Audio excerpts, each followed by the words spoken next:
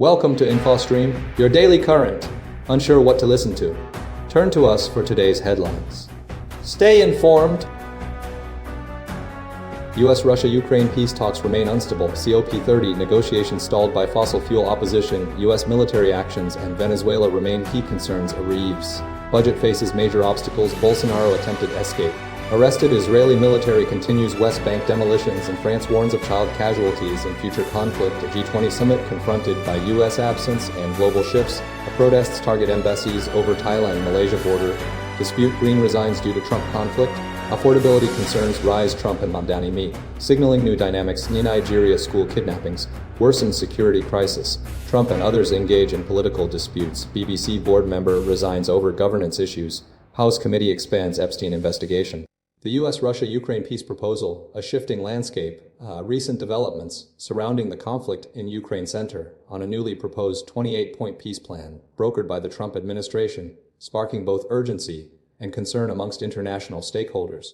The core of the plan involves significant concessions from Ukraine, including the handover of territory not currently occupied by Russia, a limitation on the size of its military, and a permanent commitment not to join NATO. This proposal has triggered a critical juncture for Ukraine, forcing a difficult choice between preserving its dignity and potentially losing crucial support from the United States. The plan's emergence has been met with surprise and cautious skepticism from European powers, with the European Council emphasizing the need for further deliberation and refinement. The U.S., under President Trump's administration, is setting a firm deadline of next Thursday for Ukraine to accept the terms. This aggressive timeline reflects the administration's desire to swiftly resolve the conflict. Vladimir Putin has expressed his support for the plan, viewing it as a potential basis for a final peace settlement, mirroring previously discussed positions with Ukraine. However, the plan is widely perceived as heavily favoring Russia's interests and largely replicating the Kremlin's maximalist demands. The proposal's unveiling has intensified diplomatic efforts, with planned meetings scheduled in Geneva between U.S. and Ukrainian officials. Despite the urgency surrounding the deadline, the plan's ultimate success remains uncertain, given the significant concessions required from Ukraine and the ongoing divisions between international actors. The situation highlights a delicate balancing act between achieving a resolution and safeguarding the interests of all involved parties.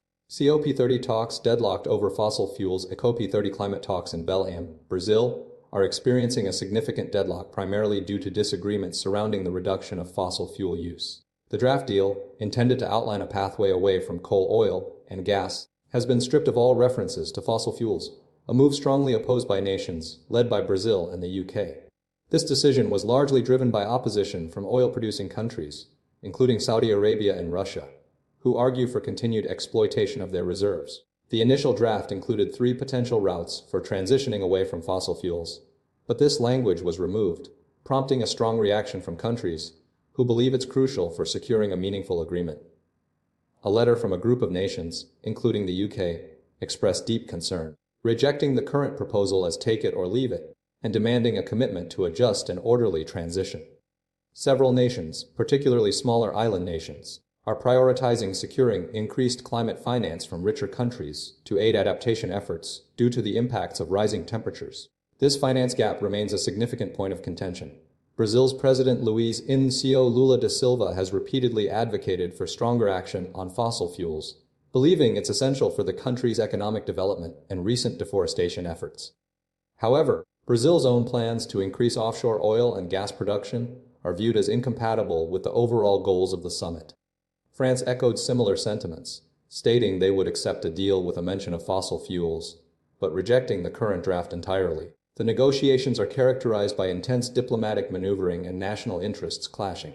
Despite the deadlock, progress has been made in other areas, including the discussion of tripling climate finance commitments by 2030. Although the source of this funding remains unresolved, the complex and often protracted nature of these talks is subject to scrutiny, but recent advancements in renewable energy, electric vehicles, and nature conservation linked to previous COP agreements are seen as positive developments. The summit's success hinges on bridging these divisions and achieving a consensus on a comprehensive climate strategy. U.S. military actions and Venezuela designation looming. The United States is escalating its pressure on the Maduro regime in Venezuela through a multifaceted strategy involving military demonstrations, and the imminent designation of Cartel de los Sols as a foreign terrorist organization.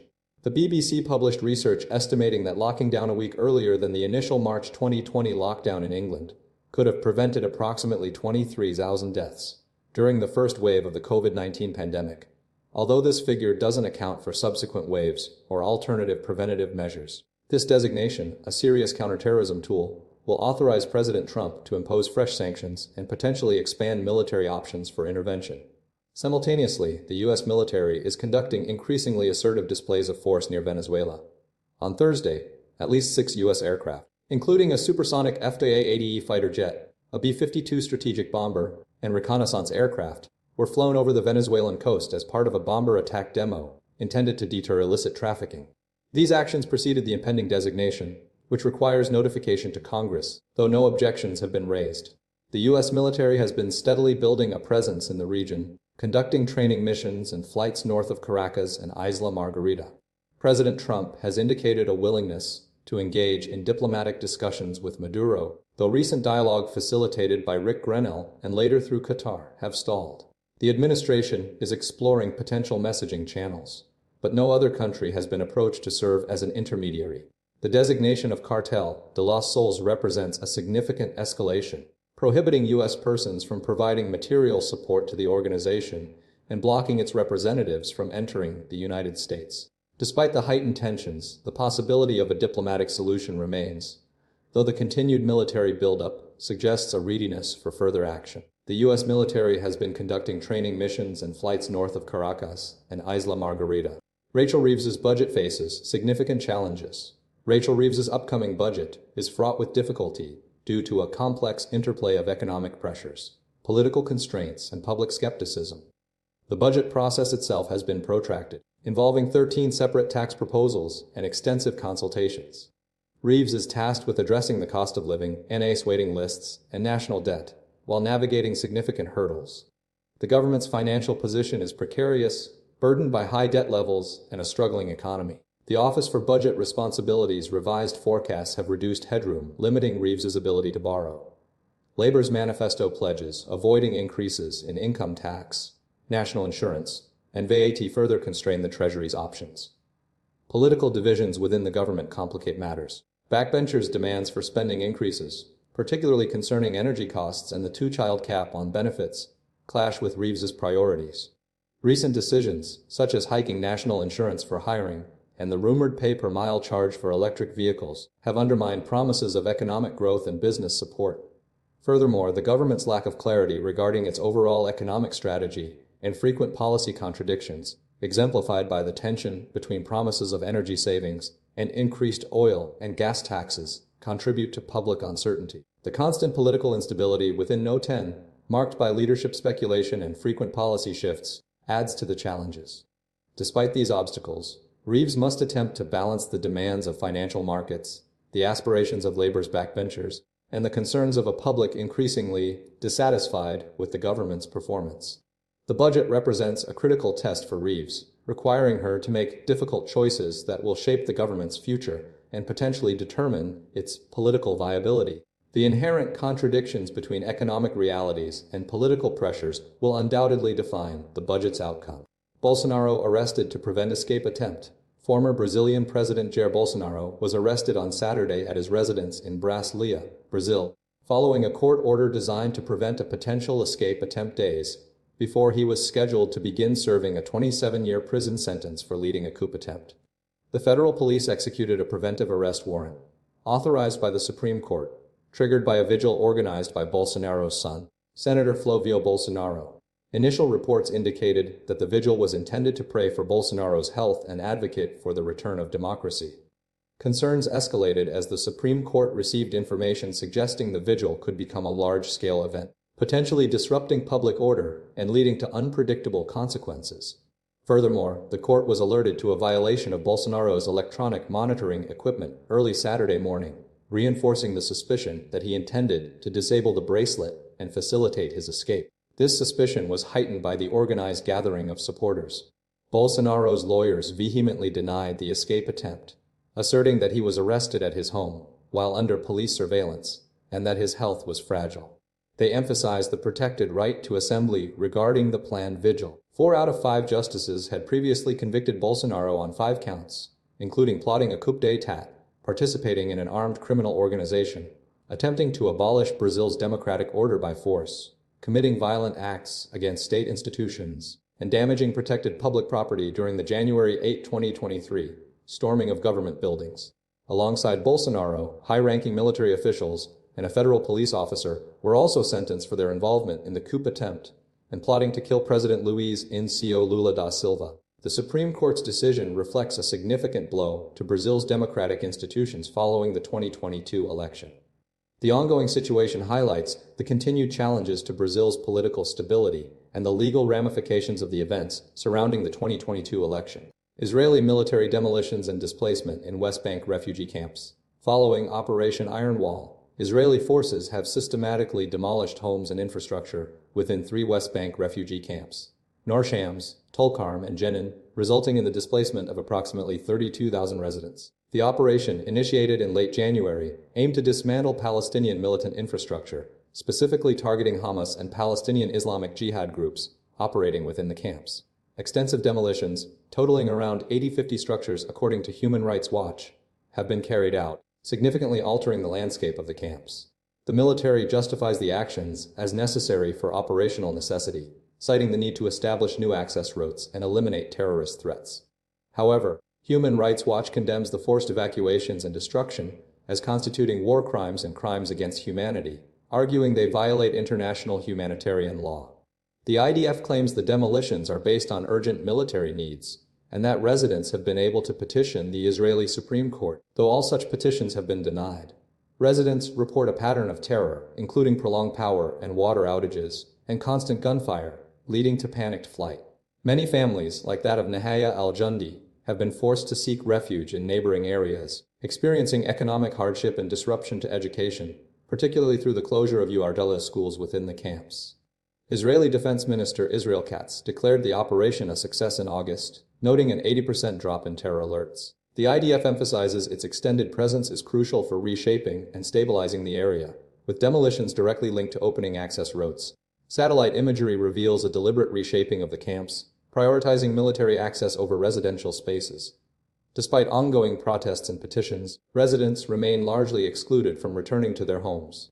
The situation is characterized by prolonged displacement, uncertainty, and a significant impact on the lives of thousands of Palestinian civilians. The IDF continues to maintain a significant presence within the camps, with no immediate end to the demolitions or the displacement in sight. The disruption to essential services, such as education, further exacerbates the challenges faced by displaced families. France's army chief warns of potential child casualties in future war. France's new army chief of staff, General Fabien Mandin, has ignited a fierce political debate with stark warnings about the nation's preparedness for a potential war with Russia, specifically referencing the possibility of losing children. Addressing a Congress of mayors, Mandin emphasized a critical lack of a spirit, a willingness to accept hardship as France's greatest weakness. He stressed the need for both economic and military preparation, arguing that France's know-how and demographic strength could deter Russia. The comments have drawn condemnation from across the political spectrum. Left-wing figures, including Jean-Luc Mélenchon and Fabien Roussel, criticized the remarks as warmongering and insensitive, pointing to the numerous war memorials in French towns and villages. Mélenchon specifically argued that Mandin's role was not to initiate military preparations. However, Raphael Glucksmann, a pro-Ukraine MEP and leader of the Place Publique Party, offered staunch support, accusing political leaders of denial and capitulation. Mandin's perspective aligns with a broader European concern, fueled by Russia's ongoing war in Ukraine. Right-wing voices, including the National Rally's SA Bastien Chenu, criticized Mandin's legitimacy to make such pronouncements, while Louis Alliot defended the general stance, asserting the necessity of being prepared to die for one's country. Mandin has repeatedly warned of a potential Russian aggression, anticipating a confrontation within 3 to 4 years, potentially triggered by a test. He highlighted Russia's experience in prolonged conflict and its apparent lack of understanding of peace. Defense Minister Catherine Vautrin and government spokesperson Maud Bregen have defended Mandin's position, emphasizing the dual policy of avoiding war while simultaneously preparing and consolidating national moral force. This sentiment aligns with warnings from other European defense figures, including German Defense Minister Boris Pistorius, who has suggested a potential Russian aggression could occur as early as 2028 or 2029, prompting concerns about the possibility of France experiencing its last peaceful summer. The debate underscores the escalating tensions in Europe and the urgent need for strategic preparedness in the face of a perceived Russian threat. The G20 summit faces challenges amidst U.S. absence and shifting global dynamics. The upcoming G20 summit in South Africa is navigating significant hurdles due to the absence of key players, particularly U.S. President Donald Trump, and a broader shift in global political and economic dynamics. South Africa assumed the G20 presidency with the aim of championing issues relevant to developing nations, including reducing the cost of borrowing for poorer countries and increasing African representation in multilateral forums. Key concerns center on securing climate change financing, boosting the processing of critical minerals within African countries, and fostering greater equity between the global North and South. Trump's decision not to attend, fueled by discredited claims of a white genocide, and marked by strained relations with South Africa, has created a void. The U.S. initially planned to send Vice President J.D. Vance, but later announced no representatives would attend, raising concerns about South Africa's diplomatic access within the G20. Despite this, a small team of U.S. diplomats will attend the handover ceremony. Several other leaders will also be absent, including China's Xi Jinping, Russia's Vladimir Putin, Mexico's Claudia Sheinbaum, and Argentina's Javier Milei. However, numerous global powers, such as France, the UK, and the European Union, have expressed support for South Africa's presidency. The EU recently signed a deal with South Africa to boost critical mineral extraction and processing.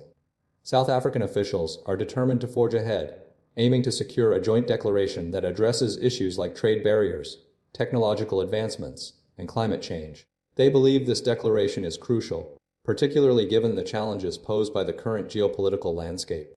Several experts, including Professor Richard Calland, argue that international collaboration is more vital than ever, given global challenges like climate change and demographic shifts. Calland emphasizes that consensus building within the G20 is essential for addressing these complex issues. The South African government views its presidency as an opportunity to bridge the developmental divide and promote equity, sustainability, and shared prosperity, highlighting the importance of multilateral institutions in tackling global challenges. The success of the summit hinges on South Africa's ability to secure a united front, despite the absences of major powers. Thai protests target Malaysian, U.S. embassies over border dispute. A coalition of Thai protesters, spearheaded by the united power of the land to protect sovereignty, staged demonstrations outside the Malaysian and U.S. embassies in Bangkok on Saturday, voicing strong opposition to what they perceive as interference in Thailand's handling of its border dispute with Cambodia. The core of their grievances centers on Prime Minister Anwar Ibrahim's role as ASEAN chair and accusations of undue pressure exerted on Thailand to negotiate with Cambodia over contested border areas. The rallies, attended by prominent figures including former Senator Kosan Adibodi and former Red Shirt leader Jataporn Prompan, focused on criticizing Mr. Anwar's actions, claiming he was overstepping his role and attempting to influence Thailand's sovereign decisions. Protesters argued that Thailand's military efforts to clear landmines along the border were being obstructed by Cambodia, despite a joint declaration signed last month in Kuala Lumpur, with the presence of Mr. Anwar and U.S. President Donald Trump. Furthermore, the demonstrators accused Malaysia of utilizing the dialogue as a political tool, citing corruption issues within the country, and alleging that Malaysian investments in Cambodian casino operations were a factor. Former Senator Kosan Adibodi also criticized Cambodian strongman Hun Sen's regime, alleging a family-based autocratic rule and state-controlled media portraying Thailand as an aggressor. The Metropolitan Police Bureau 5 and Thung Mahamik Police Station established steel barricades around the Malaysian embassy to maintain order. The U.S. Department of State acknowledged the planned protest, assuring that it would not cause significant disruption beyond potential traffic delays on Wireless Road.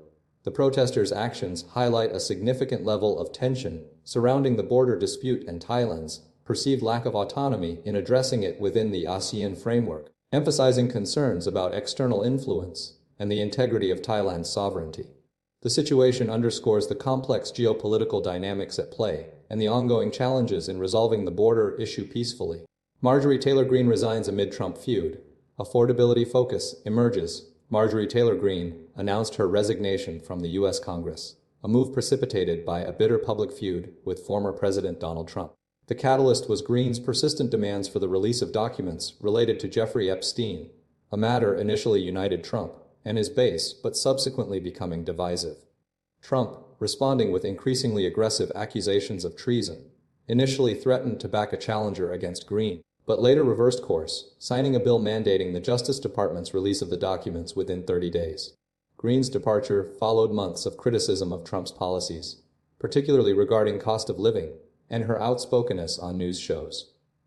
Adding another layer to the situation, New York City Mayor-elect Zohran Mamdani met with President Trump, skillfully steering the conversation towards affordability as a key issue driving voter support. Mamdani emphasized the shared commitment to addressing the cost of living crisis impacting New Yorkers, highlighting the significant number struggling with poverty. This meeting underscored a strategic effort to downplay disagreements and focus on a unifying agenda.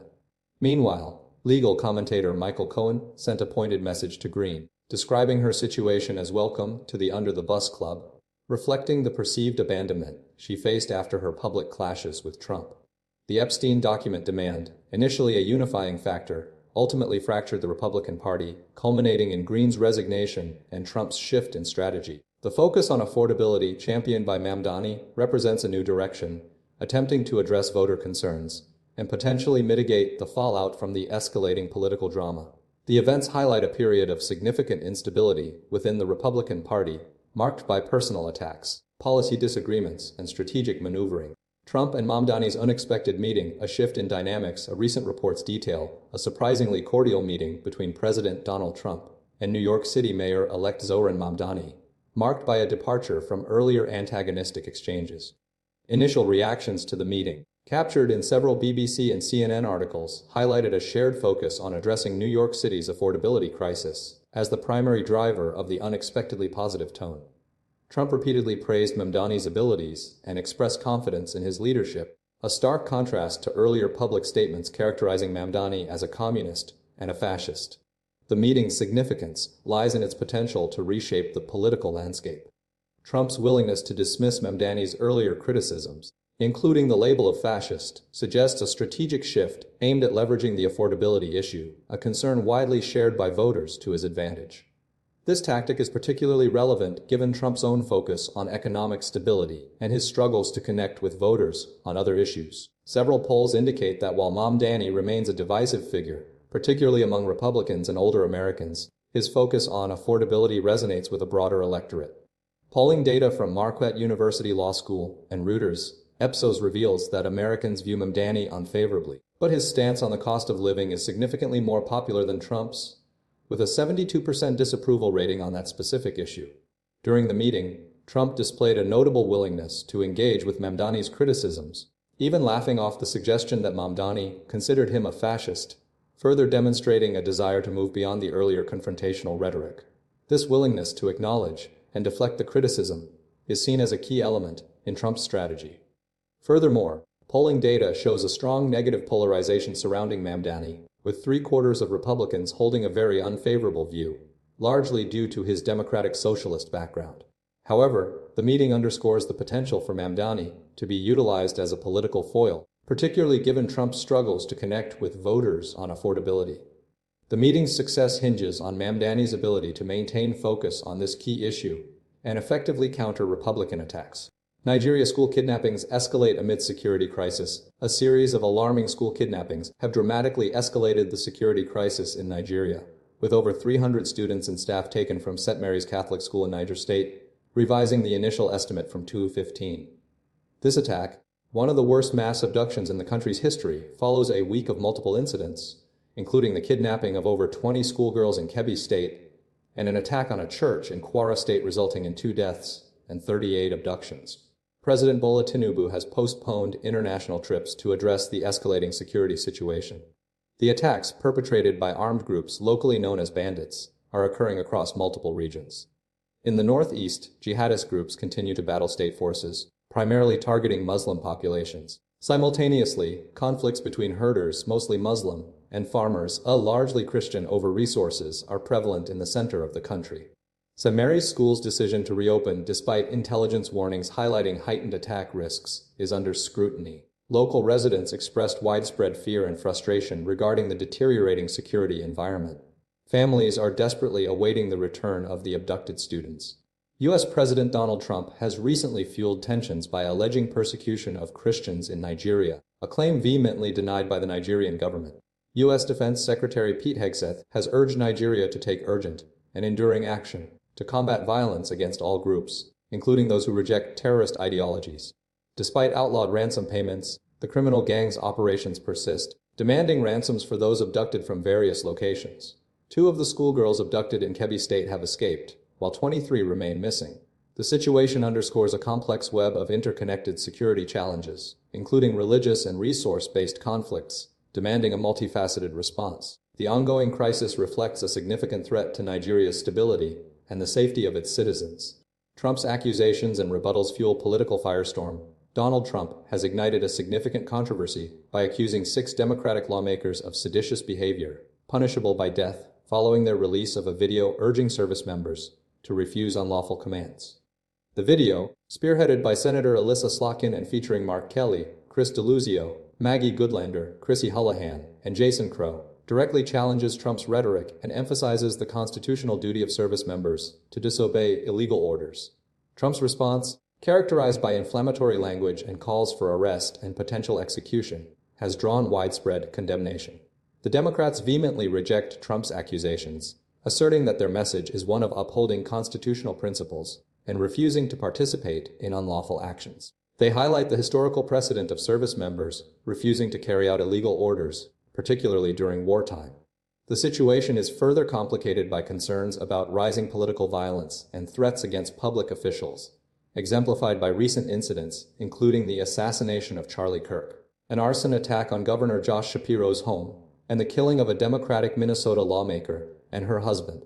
Republican leaders, including House Speaker Mike Johnson, have defended Trump's statements, framing the Democrats' video as wildly inappropriate and very dangerous, while simultaneously acknowledging the growing concerns about political violence. The Department of Justice and Pentagon are reviewing the matter, and Capitol Police are bolstering security for the targeted lawmakers and their families. The controversy has been amplified by reactions from former military figures, such as Ryan Zinke, a GOP representative who weighed in on Trump's comments. Schumer has strongly condemned Trump's rhetoric, stating that no president has encouraged violence to the extent he has. The situation is further complicated by a series of reported threats and swatting attempts targeting public officials, including Representative Marjorie Taylor Greene, an Indiana Republican, demonstrating a concerning trend of political violence. The escalating tensions underscore a deep divide within the country and raise serious questions about the future of political discourse and the safety of elected officials. BBC board member resigns, criticizes governance issues at BBC. Shumeet Banerjee, a BBC board member, has resigned, adding to the turmoil surrounding the corporation's leadership. His departure, occurring just days before scheduled appearances before the Culture, Media and Sport Committee, significantly increases the pressure on BBC Chair Samir Shah. Banerjee's resignation is fueled by concerns regarding governance issues within the BBC. Banerjee's letter to the BBC detailed his lack of consultation regarding the events leading to the resignations of Director General Tim Davie and BBC News Chief Executive Deborah Turnus. He directly criticizes Shah and other board members for what he perceives as inadequate oversight. The resignation follows a series of controversies, including a damaging panorama edit of a 2021 Donald Trump speech and accusations of systemic bias within the BBC News operation. The controversy began with the edited panorama program, which showcased a selective clip of Trump's January 6th speech, leading to a defamation threat from the former president. While the BBC issued an apology and refused to pay compensation, the incident highlighted deeper concerns about the BBC's editorial standards. The Culture, Media and Sport Committee is scheduled to question Shah, alongside board members Sarabi Jib and Caroline Thompson, on Monday. They are expected to address questions surrounding the composition of the board, which includes political appointees, and the allegations of bias in BBC coverage, including concerning the Israel-Gaza conflict and coverage of sex and gender issues. Michael Prescott, previously an independent external advisor to the BBC's Editorial Standards Committee, authored a leaked document that flagged these concerns. The document, published by The Telegraph, prompted further scrutiny of the BBC's operations. The BBC has acknowledged that the panorama edit gave the mistaken impression that Trump had called for violent action, clarifying that Trump's original words, "We're going to walk down to the Capitol, and we're going to cheer on our brave senators and congressmen and women, and we fight. We fight like hell," were not a direct call for violence. Despite this clarification, the situation remains complex, with ongoing questions about the BBC's accountability and its role in shaping public discourse. The committee's questioning of Shah is seen as a critical moment for the BBC, determining its future direction and its ability to maintain public trust. House Oversight Committee widens Epstein investigation. The House Oversight Committee is intensifying its investigation into Jeffrey Epstein and his associates, signaling the inquiry's continued momentum despite previous revelations. The committee's expansion involves subpoenas to JP Morgan Chase and Deutsche Bank for Epstein's financial records, spurred by a 2019 internal JP Morgan Chase investigation dubbed Project Jeep, which flagged 700 suspicious transactions over nearly 2 decades. Republican Rep. Tim Burchett believes the financial records hold a whole new wealth of information, suggesting a deeper dive into Epstein's network. The committee is also seeking documents related to the 2019 investigation and Epstein's accounts, which were reportedly closed in 2013. The investigation now includes demands for documents from U.S. Virgin Islands Attorney General Gordon Rea, focusing on Epstein's activities on his private islands and related legal settlements totaling millions of dollars. The committee seeks to understand how Epstein leveraged his relationships to secure tax breaks and influence local law enforcement. This effort stems from concerns about potential irregularities in USVI's handling of Epstein's case.